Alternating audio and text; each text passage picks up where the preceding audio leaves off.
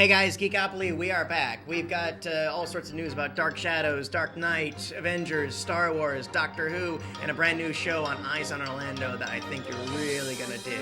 So stay tuned, buckle down, it's Geekopoly.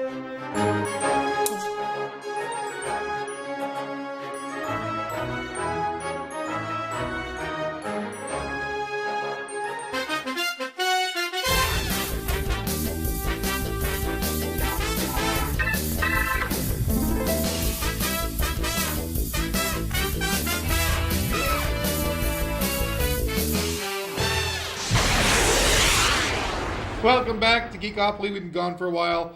It seemed that our rehab took a little longer than we expected, but now we're back. And since we're back, there's a lot of news to cover, including the fact that DC 52 is going along strong. Number one in the market. Okay, that's not really true. Not at all. Not true. Well, it was number one for a few months, and now Marvel evened out around December. So great game plan, DC. Now they've canceled this. They're canceling 6 titles. Those titles are Men of War, which is a Sergeant Rock title, Mr. Terrific, Static Shock, 2 African American titles. DC hates the blacks. OMAC, which is a very Jack Kirby series, which I thought was enjoyable. Black Hawks, which was almost readable. It has the word black in the title, so back to your theory. There we go, okay. The execs didn't know. And Hawk and Dove, which put everyone out of the misery of having to look at Rob Liefeld art again. But that's okay, though, because Liefeld will be writing and drawing Hawkman, and he will also be writing Deathstroke. Which is interesting because he created Deadpool, which, of course, everyone pretty much has agreed was a ripoff of Deathstroke the Terminator. I think it's interesting the fact that now you know the two series will be canceled in 6 months will be Hawkman and Deathstroke. But DC Comics proves that you can fail up in the organization. When you have a failed series, they give you a new one. Yes. So in other news, Dark Knight trailer you may already be familiar with. We, as of note, noticed that Bane is talking through a cup, and he's the main villain of the story, so that should be interesting to have a diabolical villain who you can't understand. You will have to die. I will take over all of Gotham and then That guy's a genius. I can't deal with him. Do I come to your work and mess with your fucking lights? Oh, something else about DC stuff is DC is a brand new logo. Yay! That looks like a peeling off sticker or something. I don't. Again, way to take a brand and just crap on it. For some reason, it reminds me a little bit of the old Rankin Bass logo from the 70s. You know what it reminds me of is that new Democratic Party logo where it's just a blue D. It's like, here, it's completely unimaginative. Let's brand with this. Which is weird because DC is an artistic company, and yet their logo is the least it's a branding thing. They're trying to create DC Entertainment as it is, and they're trying to make it look somehow more professional and generic as it is. They're moving away from the comics thing, and they're trying to say DC Entertainment, you know. Sure. Wait till you get your movies and your TV and your comics all shown before you decide to play the logo, because so far you're not impressive. No.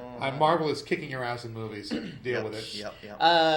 One thing that is kind of impressive on the silly factor, Tim Burton is doing a new version of Dark Shadows. Dark Shadows is the early 70s daily soap opera that was sort of gothic and horror. I remember it. Main character was watched it. a character named Barbas. He was a gothic vampire dealing in the modern day, and there's werewolves and time travel and ghosts. And it actually was, for what it was, pretty legitimately decent. It's available on Netflix, isn't it?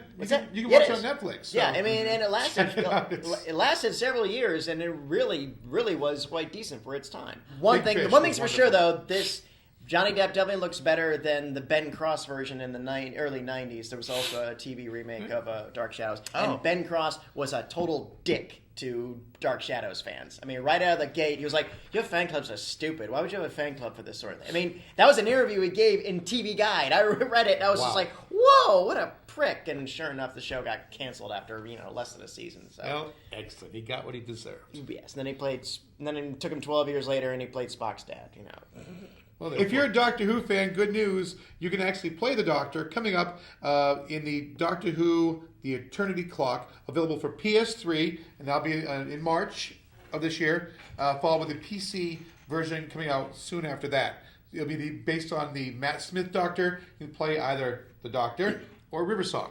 The graphics look nice, and I like that it's a nice variety of the Doctor's classic villains. Yes. Yeah.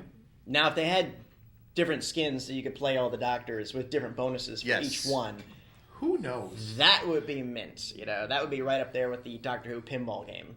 Hey, if you're from Orlando and if you're watching this, hopefully you are, March 15th at the Social, one of Geekdom's favorite music icons is back. Thomas Dolby, who had the great song She Blindly With Science 1983 from the Golden Age of Wireless, right there, is playing the Social. It's a Sunday show. It's a 6 p.m. show. It's part of his time capsule tour.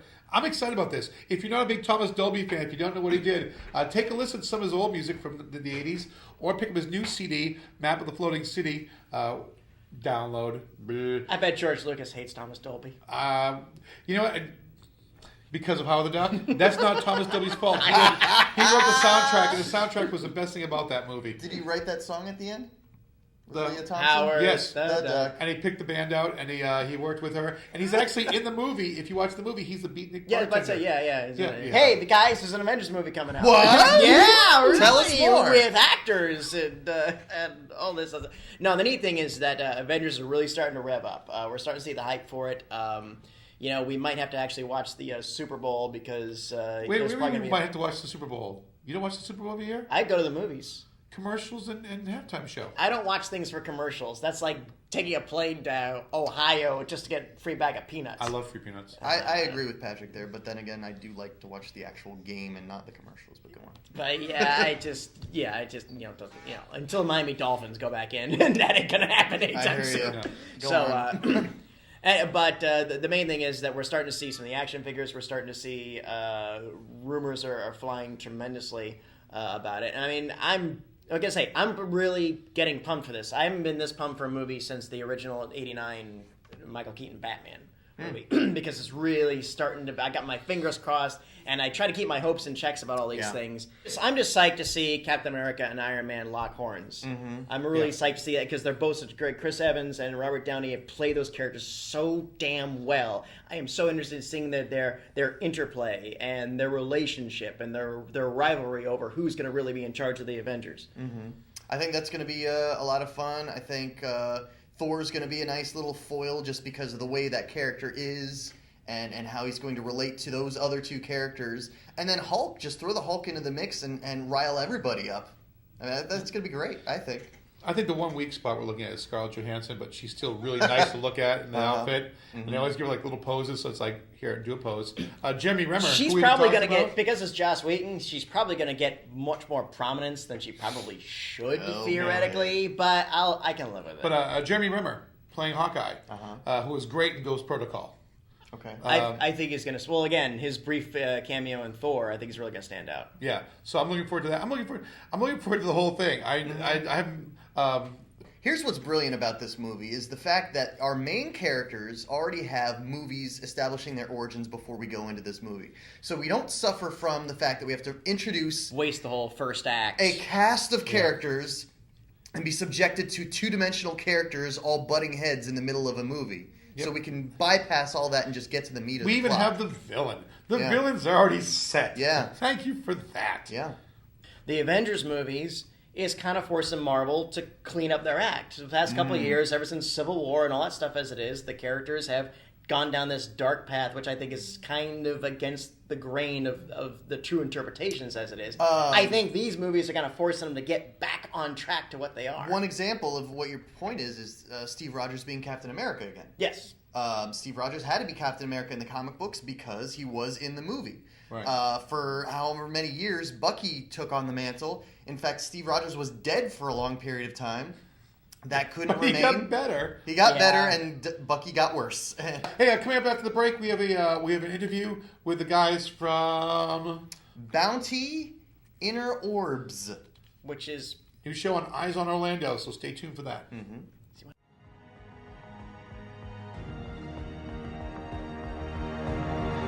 In an era where everyone gains super abilities, a balance must still remain. This is the world of bounty.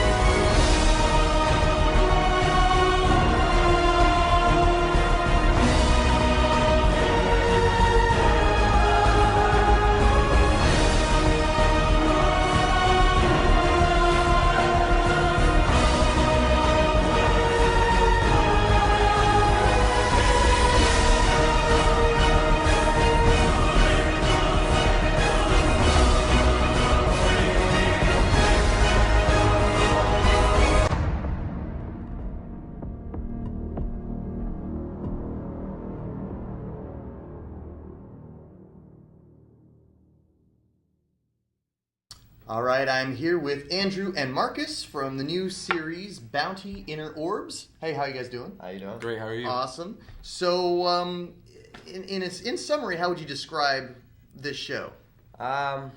In summary, I would say I flatlined. It's an action show? Yeah, it's an action show. Okay. It has superpowers in it. It's the whole world is encompassed in superpowers. Every character in the show has superpowers. Every And person. It's in the future. Yeah. Right. Every person that you'll run into in this show has a superpower, whether it be from a weak one to where it's I can make Marcus close his eyes and that's it. Oh my Okay. gosh. And then what's the max superpower you could have in this? Actually, I took away one that a lot of hate me for this, but Marvel and DC give every single one of their characters. I took away super strength and made that the ultimate one. That literally, there's only one character in my series that will have super strength. So super strength is the ultimate Like power. it's one of them, and then like ability to take other people's abilities. Oh, okay. Well, Yeah. that seems like that would be the all-encompassing power. Right. So Okay. only one character has that. Okay. And so we have, but there's also characters like, for instance, we could have someone that has two powers. Okay. Now, and Andrew, you're the writer of this series. I am. Tell us about your main characters in this show. What are their goals here? The story follows Chief and Lachlan. Chief is a bounty hunter, and he's been bounty hunting for 6 years, which is my character. Okay. His superpower is actually he's a Deadeye. He doesn't miss. He's kind of like a bullseye character. Mm-hmm. And Lachlan actually is a sweet talker. He has, well, in another realm, the Jedi mind trick. Mhm. He can basically persuade you to do anything he wants. Right. And what do they want to do? They're actually just bounty hunters. They Okay. were collecting a bounty in the very beginning, and after they collected on that bounty, Mm-hmm. they get sucked into this fight that they really had no idea was coming to them. There's two opposing factions in this that are fighting. Okay. You have the Big Business Corps, which are the Red Syndicate, Mm-hmm. which is Very led- mafia look and type thing, and then that's the leader of the Red Syndicate is the one who has the super strength. So it's like it really gives off that feeling of the higher power of the city, and he has that that super strength ability. So we're looking at 100 years into the future. Mm-hmm. You've got these factions. Everyone has superpowers. You've got two, opposing forces vying for power. It's more the Red Syndicate's kind of like big business. Mm-hmm. Okay. Just like it is nowadays, there's always the corporate bigots that are going to exist. And so you have your underground fighting force, which is Hope. Mm-hmm. And that's led by a man named Doc, which Okay. you won't get to meet until a little while into the series. Okay. But you'll come to find out that these two have been fighting, and it's been kind of like an even war. Mm-hmm. And then we end up just messing everything up. We become a catalyst. Yeah. So. All right, cool. And Marcus, what's your role in this whole thing? My role in the show, pretty much, I am visual effects. I'm the guy that attempts to make everyone look cool. Okay. Adding all the powers and everything like that. Mm-hmm. I came into it I was living in California at the time when Mm-hmm. they did the original preview. The original preview to them was, there was no idea to make a show out of it. It was just like, hey, we got a new camera, let's mess around and do this. He ended up writing a series. I was actually working for a stereo conversion company. So, for the sake of the show, I worked on Captain America. First Avenger. Did you really? Yeah, I worked What on was the your work 3D. on that? Mainly the 3D conversion of it, since it wasn't filmed in 3D, but it was released in 3D. We converted it. Oh, great. So at the time I was doing that, and then I saw Bounty came about, and I was on my way back to Florida, and I was like, I'd love to get on the show. Okay. So that's mainly what I've been doing, is visual effects. Great. All right. Well, the series is called Bounty Inner Orbs. Check it out here on EyesOnOrlando.com.